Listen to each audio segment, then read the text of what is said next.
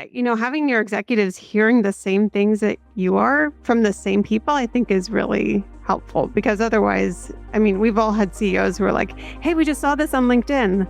Like, let's do X, right? But to have them be part of the conversation and understand the complexity, I think is also really helpful. So the more you can invite your executive team to be part of the ongoing and learning and education and exposure of the digital team, I think that helps kind of bridge the gap.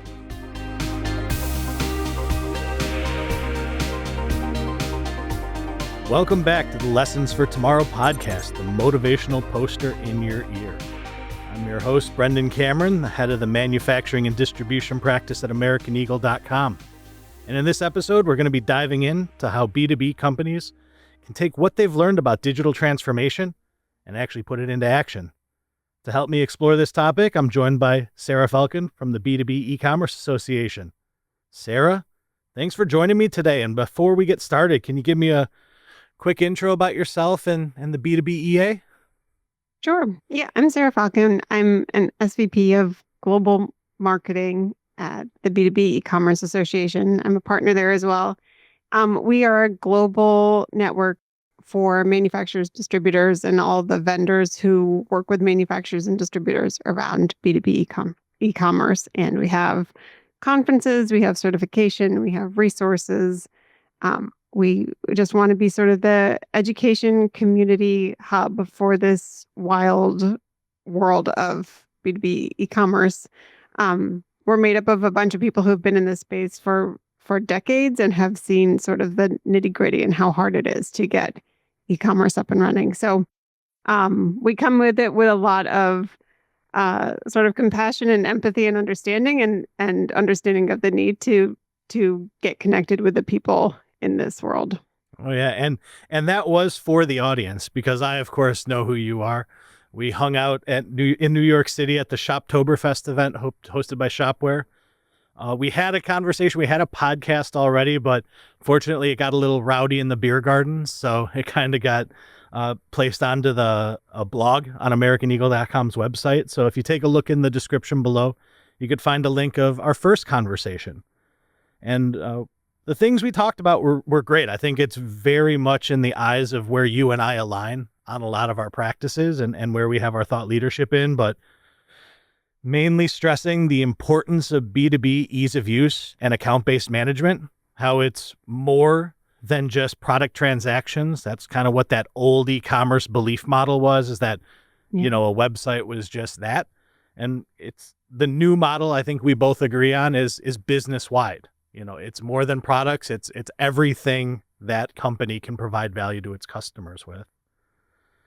And then, oh, go ahead. Mm-hmm. Yeah, it's kind of a cool transition. Justin always calls it as like, it's not a cute little web store anymore. Like the e-commerce is not just a little web store that we're spinning up and hoping. Oh, absolutely. We're hoping it makes bank. Yeah, no, it's great to just be able to see a customer be like, oh wait, I can do more than just credit card transactions. I can actually show what I'm valuable for.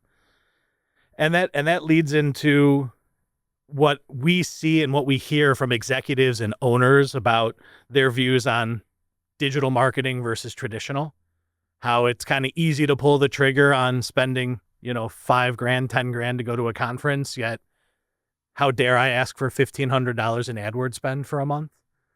Mm-hmm. And then where the line in the sand kind of lies, especially in some of these vendor agreement-based markets where new customer acquisition versus existing accounts.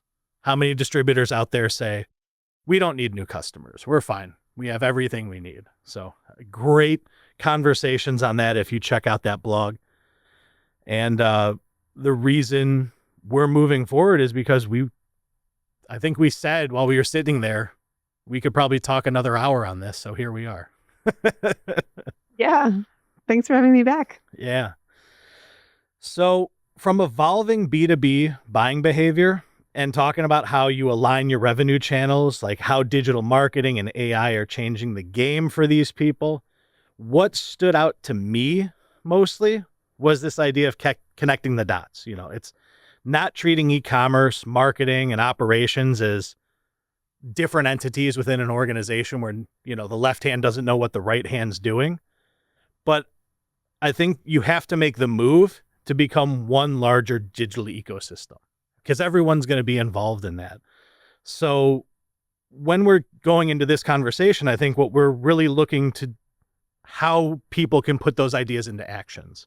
How can we bring everyone together? How can we assign champions in each department and have somebody start leading those efforts? I mean, what do you think in terms of why this execution is the hardest? As you were saying this, this is going to sound like a sort of a funny answer, but I wonder how much is just fear driven, and the idea that you can de-risk e-commerce by like sort of pushing it into like a small space where it's taking up like a confined set of resources, and that somehow de-risks the entire endeavor by making it smaller. And I think part of what we're talking about executives and teams doing is sort of de-risking, right? Is to make it an entire programmatic approach of your business that can't be sort of neatly confined into like a small digital team, but it actually changes how your organization is operating today. And so I think, right, I think fear is one of the big reasons why that change management piece is hard. I think it's often very new. I think internal education and alignment is the other thing that's really hard, that businesses that have been sort of paper fax run and profitable for 50 or 100 years, it's hard to organizationally change. I mean, we're feeling it right now with AI and job uncertainty, right? Where everyone says like, yeah, like you didn't need to sell like buggy whips when Ford came around. And so everyone's kind of looking around and being like, am I the buggy whip manufacturer? Um, it changes a lot of dynamics, some of which are known and some of which are sort of still to be defined. And I think it's that unknown, and it's sort of moving away from e-commerce or digital business as sort of like a neat, like a tidy project that sits alone, and changing it to be a sort of company-wide mandate. Yeah, no, I think it's what you said really sparked interest. I'm like, it's that knock I hear in my engine where I'm just like, I know it's going to be expensive, so I'm just going to ignore it. Yeah. Or my lower back pain where it's just like, I'm sure it's nothing. It's not important. It'll go away. It's just a fad. Yeah. But I 100% agree with that. And I think the tough part is it isn't necessarily a quick or easy win. It's not cheap either. I mean, we look at every platform has a license now. Nothing is really just, plug and play, especially in this market where you need your ERP running it because you have negotiated pricing or contracts or quotes and bids. And it's a monumental task if you're looking at it with a set of new eyes. But I think with your team, the e-commerce association with AmericanEagle.com, it's something that we've approached hundreds of times now. And that, I think, is what people are starting to, going to shows like yours or co-ops or other member organizations are learning, is that everyone has the same problem. I was in Denver for the Affiliated Distributor Industrial Safety North American meeting. And at our e-commerce and marketing roundtable, one of the people was like, I don't think we'll ever catch up. We have just data issues that are insurmountable. And then when we, broke off into the whole group and we shared it, I was like, hey guys, Melanie here has a concern that her product data is a huge issue and she just feels she can't catch up. Nobody else has data issues, right? And then everyone in the room laughed. So I think it's the understanding that this is a common thing that's going across. It's not you're falling behind or anything like that. I think there's a lot in there to build confidence if they just talk to other orgs, other distributors out there.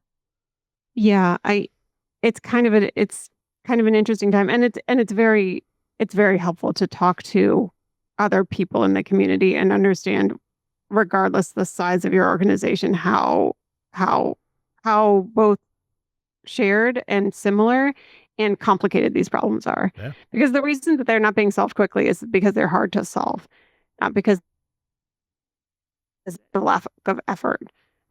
They're just really hard. And I think it's always, I get a smile on my face when people talk about that, and then I go on Home Depot's site and I show them a data issue. I'm like, see, it's something that everyone has. You just have to accept it.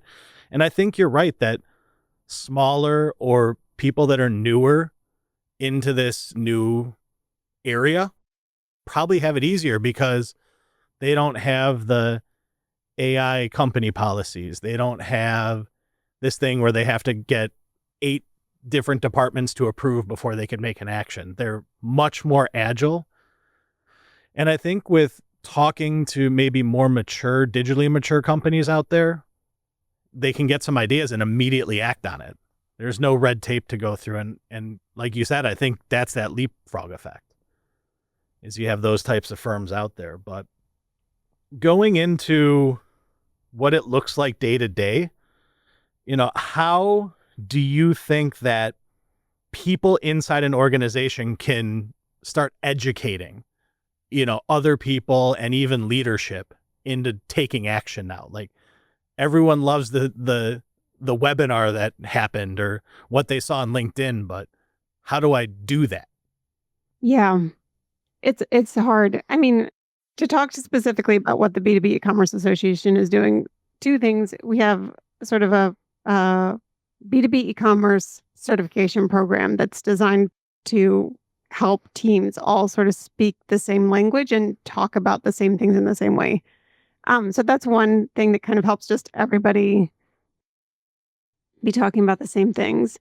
And then we have conferences where we're encouraging people to bring their executives, which is hard to do. Like, we all appreciate that it's a big ask, but having your executives hearing the same things that you are from the same people, I think is really helpful, because otherwise, I mean, we've all had CEOs who are like, hey, we just saw this on LinkedIn. Like, let's do X, right? But to have them be part of the conversation and understand the complexity, I think is also really helpful. So the more you can invite your executive team to be part of the ongoing and learning and education and exposure of the digital team, I think that helps kind of bridge the gap. And then for digital teams, understanding what the business objectives are and talking about what you're working on in terms of the objectives that matter to your CEO, which is probably less about how hard something is to execute technically and more about margin, more about cost of business, more about sort of impacting overall growth or being ready for M&A, right? Like, it's understanding the vocabulary of the executive team and what they're going for and talking about technology, as it works in service of those bigger company goals. Yeah. I have that the same way, because whenever I'm working with our sales team or our strategy team, especially our digital side that does like SEO, PPC, emails, they try to approach proposals with, this is our projected ROI. This is where we want to see the engagement rate to be. And I'm like, these numbers they're not real.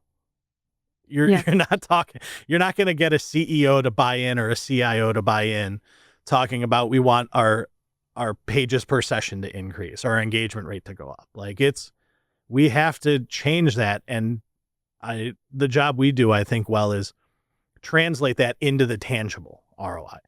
So what does engagement rate mean? Well, engagement rate means that you're going to have users using your site more. And with a conversion rate of that, if they're using your site more and your conversion rate's at 5%, 7%, whatever it might be, that translates to an extra X percent in revenue.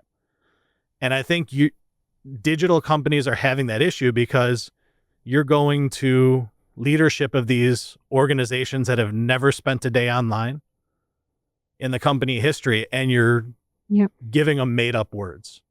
Yeah. So I like the idea of trying to translate that the same way that you said, going into for business requirements, and then you translate that and parse that into digital marketing efforts and roadmaps, I think the same has to be done on the reverse side. Right. Mhm. I think there's also some kind of repair that's happening. I mean, we started this conversation talking about this movement from e-commerce being like building a web store to e-commerce and sort of digital transformation being actually transforming how the business does business digitally. Um, and some of it might be repairing the like missed benchmarks and opportunities because a lot of e-commerce was sold to manufacturers and distributors um, with a very high promise of return that didn't materialize for a number of reasons. You know, it's very complicated why it didn't materialize, but um, and very sort of specific to each case. But it's pretty standard that the expectation was, first year would be 10% revenue and first year was 2% revenue. Like that's not surprising. But part of it is acknowledging that gap and figuring out, is that gap just the reality or is there going to be a way of changing it? And I think there's some kind of repair building that's not just executives putting more pressure on the digital team to do more with less and make up for lost time, and some pressure on the digital team to say like, hey, look, like here we are. So like how are we going to get to where we want to be? Yeah, I mean, I grew up in the age of Mythbusters on Discovery Channel. Like failure is an Mhm. option. It's just what you do with it. And I think that's a huge thing. So that's a perfect clip for our little short is I think everyone needs to understand that if it doesn't meet your expectations, it's not abandon it, it's ask why. Yeah. I just saw some clip. The CEO of Spanx, her dad asked every night at the dinner table, like, what was your biggest mess up of the day? And everyone would talk about their biggest mess up. And they were talking about how that translated into the culture, which is like, that is a lot of psychological safety. Like, that's a really interesting corporate culture that you've created if people are comfortable sharing like what went wrong and what they learned about and what they're going to do, uh, or what that means. Yeah, I think that's very healthy. And because I think, yeah, the fear of failure it's the opposite of innovation. Like innovation, I forgot the specific quote, but innovation is the one time out of 99 something works. Right. I know we kind of were talking about this and the fact that when we fall into the final steps before putting a plan into practice, you get that final buy-in, you get the CEO, you get the president to approve it. And the question that always seems to stop is we want to see the numbers. And I know like we talked about translating it or making sure we understand the why, but is there anything that the champion at a company can do to better connect to business outcomes? Like what is that one thing you could tell people to start with if they're getting stonewalled at that digital marketing initiative? Yeah. I do think there's a lot of value in knowing other people in the community who can give you real numbers and real insights into what's worked for them or not. Um, I think making sure that you're connected with peers who are non-competitive, who can give you some kind of guidelines to what's worked in their organization, just so you can sort of pressure test if the numbers you have are going to hold up. The other thing, and this is maybe a negotiation tactic, but is like don't lowball yourself and don't lowball yourself in terms of the resourcing and support you're going to need across the organization in order for e-commerce to work. Um, you can't sort of be the hero and strong arm this through without buy-in and like budget from sales and marketing and customer success and account management and you know the entire finance team. Like you're going to need not only resourcing from your team, but also real time and support from the other people around you. And that is really going to be that's going to be critical to hitting whatever targets you're putting in front of people. Yeah, I think when we deal with like that last step into an SOW before a project starts, it always makes me kind of cringe a little, like just the negotiation, like how far can the price be down? I'm like, we're going to do our best to keep the price down. But it's all about the people that are giving you the lowest price. You're probably not going to get the best result. It's the transparency of the fact that by negotiating, you're forcing your team to play within the bounds that you may not be able to play in. And I like over-promising or under-promising and over-delivering, because here's the thing is, yeah, working with very digitally mature clients and customers, you know, the 700, the $1 billion companies, they've been online for 10 years already. You know, you kind of know then what steps 1 to 5 are in that process for the people that haven't entered the market yet. And as much as they want to stay within a arbitrary number they set, I think they just have to understand that there is a cost of entry, and it still is rather high. It's getting lower, but the fact that every single pipe, valve, and fitting distributor out there probably has a different process for each one of their operations. Mm-hmm. Until it standardizes like selling a t-shirt and jeans, it's not going to bottom out as much as they would hope for, I feel. Yeah.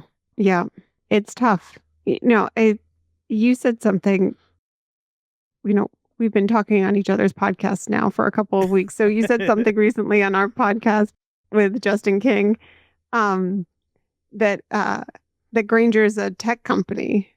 And I thought that was so good. And I hadn't heard anyone say that yet. But I think it's hard if you're looking at the biggest players and what they're doing right as indicators for the kind of growth that you can have without understanding the resourcing, like the financial resourcing, and then the decades of experience that Grainger now has in doing what they're doing.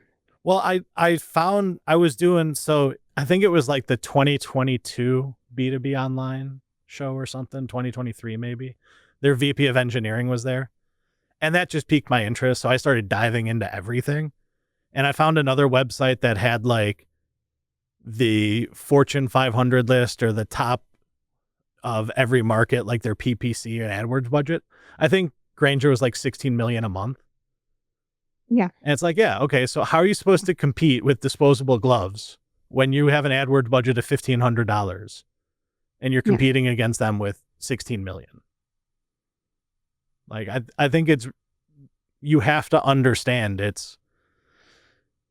oh my God, my high school math is going to get the best of me. I hope my math teacher isn't listening. Is it a parabola? It's exponential. What you're getting into. But yeah, I mean, that also leads into, I think, the other topic we might have spent the most time on in New York was the customer acquisition versus the current customer AOV debate. I mean, I think we both kind of squarely lay on the same side. But when you're talking about this topic for, you know, distributors, we're territory locked, or we have vendor agreements, I guess. Like, how do you approach that conversation that new customer acquisition, I think, is something that everyone needs to think about, even though they think it doesn't qualify for them? Yeah. I mean, it's just very risky to not think about customer acquisition. I mean, it assumes that the present and the future will be like the past. And I think if we've learned anything the past 5 years, that is not true. And so I think if you want to figure out how to sort of take more control of your destiny, figuring out where your next customers are going to come from is really important. If you can figure that out, it gives you a lot more sort of power over your current customers, because you're less scared of them walking away. Yeah. Because you have other revenue streams. And I mean, sure, you're territory locked. Your vendor agreement doesn't let you sell out of the state. But what about markets? What about industries? You know, everyone needs conduit. Everyone needs plumbing. So I think the strategy goes into understanding the limitations, but not letting those limitations define you. So if we're talking about, we can only sell in Arizona, Colorado, New Mexico and Utah. Sure. Okay. But there's a lot of skiing there, or there's a lot of tourist stuff there. I should know. We were in Scottsdale recently. So, but, what else is available? And I think one of the bigger things that we've really started working on is go-to-market strategies. And I think that's applicable. Like, sure, we're not talking about entering a new business or anything, but it's in the name, go-to-market. So have you seen that? Have you witnessed it? Led any of those efforts?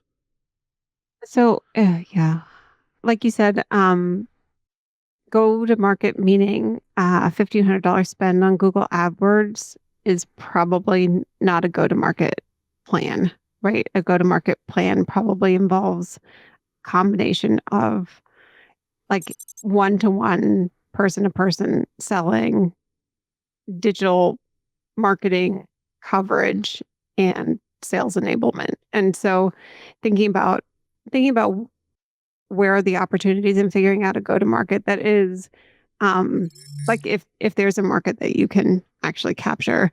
I find sometimes there's sort of an impatience, right? So you try something for 3 months, and if it doesn't work, then it means it doesn't work. Or you try something for 3 months with Google Ads, and if it doesn't work, then it's not going to work. But again, it's rather than de-risking go-to-market, like you said, like by spending as little as possible to go to market, it's opening up, like it's really committing to going to market and thinking about, what is the maximum we could do, what's the most we can do, and then paring down from there. Yeah, I always think, like, how much would you invest opening a new brick and mortar in a brand new location?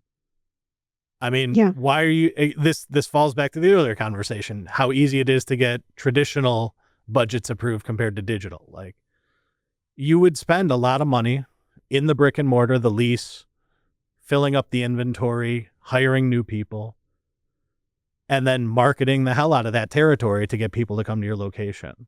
So if we're entering a brand new sector, if I'm an electrical distributor and I want to enter mining, why am I only wanting to have one email campaign and do some keyword research for electrical mining supplies? Like, and then you say, well, we can't enter the market after it fails. Right.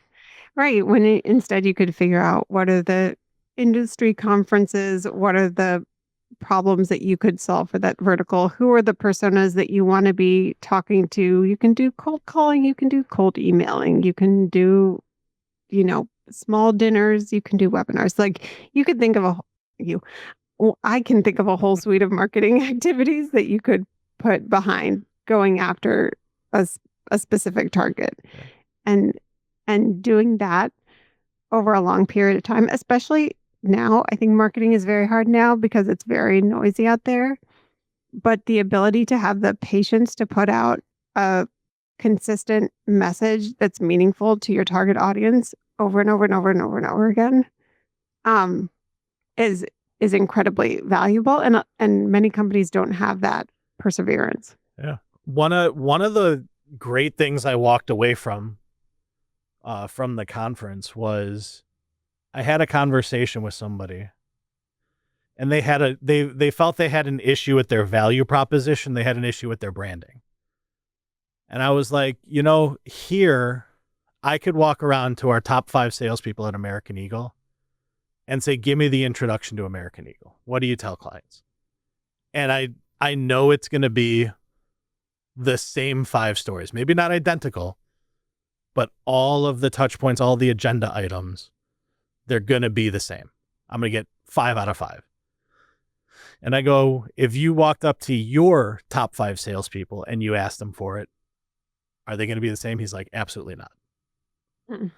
I was like, well, that's the first step. I think value proposition, get an understanding of who you're selling to, what your company is about, and having that unified voice. Because if you're cold emailing, cold calling, and sending out emails, and each of them have a different message, you're not going to get any traction.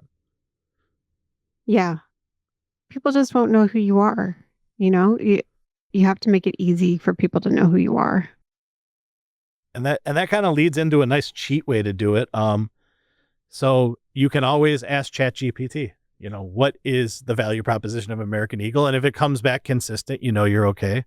That's just one way to leverage AI, but there's actually a lot of value, I think, coming out of this new Gen AI era, let's call it, now that ChatGPT, Copilot, Gemini are all they're mainstream now, I dare say. But it sounds like, from what we've talked about offline and in the past, not every company knows where to start. It's a lot of curiosity. So if you could share kind of your thoughts, what's a low risk, high reward thing that they could play with to start getting more familiar and an understanding with it?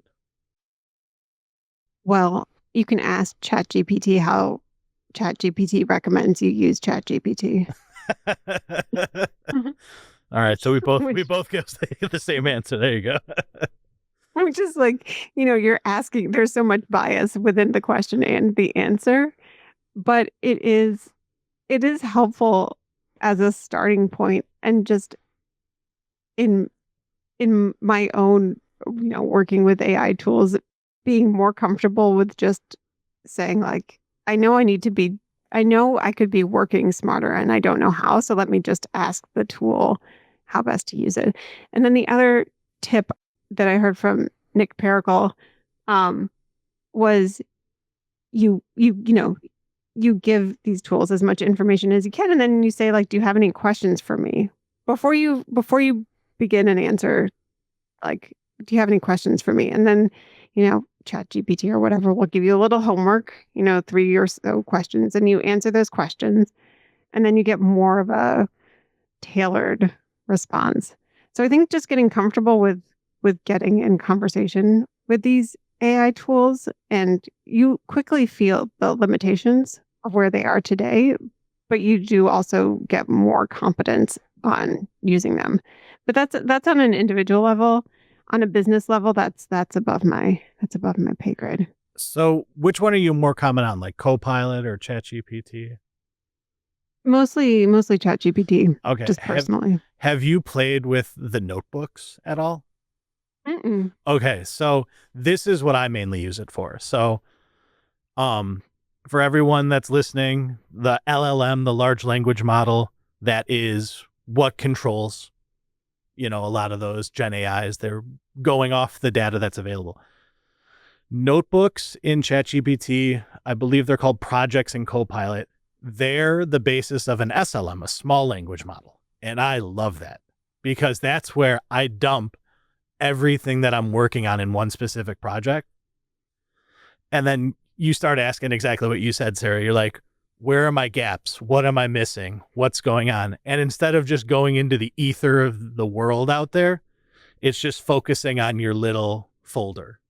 And I've had so many aha moments where I'm like, okay, we got this strategy all laid out. It's great. We've asked everything that we need to know in order to help this customer the best. Then I'm like, what's missing? It's like, you missed this. I was like, oh. And it's amazing because it's the person you can bounce ideas off of any time of day. And I like it too because it's less hallucinating. It's less information that can just apparate out of nowhere. It's this nice closed circuit, which is pretty enjoyable. Now, it's not guaranteed. Like everything AI, check your work. Don't dump your social security number, anything in there. But I've seen a lot of benefit off of that. Yeah, within the B2B e-commerce association, we've pulled together. We have I guess it's a notebook that's pulled from all of the content we've created. Yeah. Including like books Justin King has written and, podcast episodes. Like it's just a huge repository of information about B2B e-commerce at this point. It's cool. Yeah, that's when you make B2B chat bot, B2B CB. We are working on I am not in marketing. Yeah. We did a sort of a preview of that, which is cool because you get to see the questions people ask. But yeah, and we're working on that as well for members. That's fantastic. Cool. I love that. Yeah. All right. So I know we're pretty much at the end, but before we wrap up, is there anything you want to tell the listeners, how to stay connected or what's next for your team? Any other, I literally was about to ask for resources, but that thing sounds pretty good on its own, but anything? Yeah, that'll be cool. Yeah. Join the B2B e-commerce association. You can just sign up now. It's free. And then you'll be in the loop for the events we're doing. We're doing 3 global events in 2026. UK, Australia, America location TBD. So if you have strong opinions about where you'd like to travel in the United States next year, just let me know. Scottsdale in November was perfect. I'm not going to complain about that. We already had a frost in Chicago, so I was happy to get away. That's good. Yeah. There's Hawaii. We can think outside of the box. The Maldives. Oh wait, is it really? Oh no, it's the e-commerce association, not America, so we're good. Yeah. Yeah, Bali. I like to think big. I'm on LinkedIn. You can find me. It's very cool to feel the momentum and meet the people in B2B e-commerce who've been working at these things, especially for businesses that have been sort of more closed off from the bigger world. The vendors, everybody knows each other and everybody's known each other for decades. But for a lot of manufacturers and distributors, they've been going to conferences in their own vertical and sort of their own space. But connecting them with other people in their countries and globally has been really, that's just personally really rewarding. 100%. All right, Sarah, thank you very much for joining me. And thank you everyone out there for listening to the Lessons for Tomorrow podcast. Find out more about AmericanEagle.com's services and today's topic in the description below. Make sure to like, comment, subscribe, and share this episode with others. You can also find Sarah's LinkedIn profile and the B2B EA link down below as well. And I'm your guest host, Brendan Cameron, and we'll catch you in the next lesson. Thank you, Sarah. Thanks, Brendan. Bye. What a pleasure. Bye.